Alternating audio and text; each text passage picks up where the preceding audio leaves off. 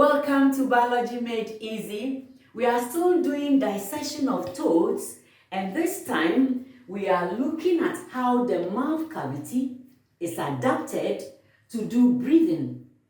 And in this case, we are looking at buccal or mouth respiration, how the buccal cavity is used for breathing, and how the lung is also used for breathing, all of it by the mouth cavity.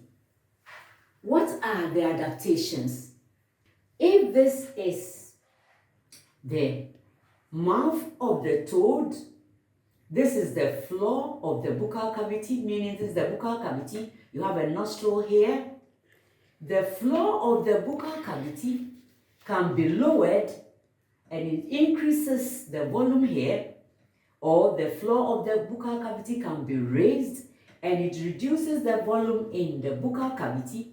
Once it's raised or reduced, air can go in or out. So we want to see the adaptation that is able to cause the buccal cavity to be lifted or lowered. And this is done by an elastic band of tissue, which we will see when we do the dissection. And then another adaptation that brings about breathing, respiration, buccal respiration or pulmonary respiration, the lung, is also adaptation of the buccal cavity that has a large surface area. The buccal cavity has a moist surface and is also well vascularized, meaning it has rich supply of blood capillaries. All these conditions are satisfied in the buccal cavity, and we want to look at in our dissection.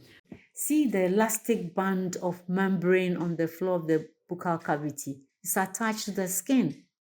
Okay, this band of membrane, which is on the floor, secures the floor. All right.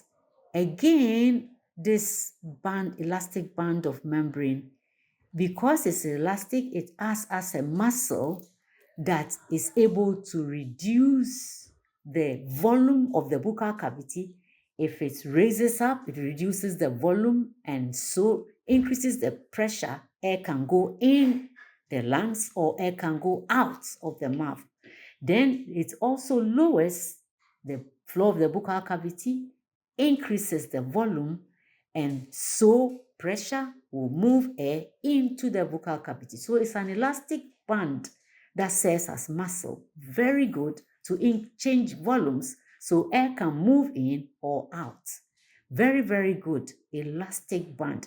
Well, when you open the buccal cavity, you can see that it's adapted for the other structures.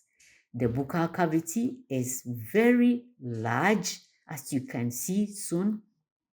It's large, so very large for effective gaseous exchange. Besides that, it is moist. Look at the tongue, it's moist, and so can dissolve in the moisture for gaseous exchange. Air moves in, air moves out. You see, it's also well supplied with blood capillaries. You can see it's reddish, and the blood capillaries also is for gaseous exchange. Air moves in and out. The surface too has a very thin membrane. All that for gaseous exchange. So the mouth buccal cavity adapted for all these.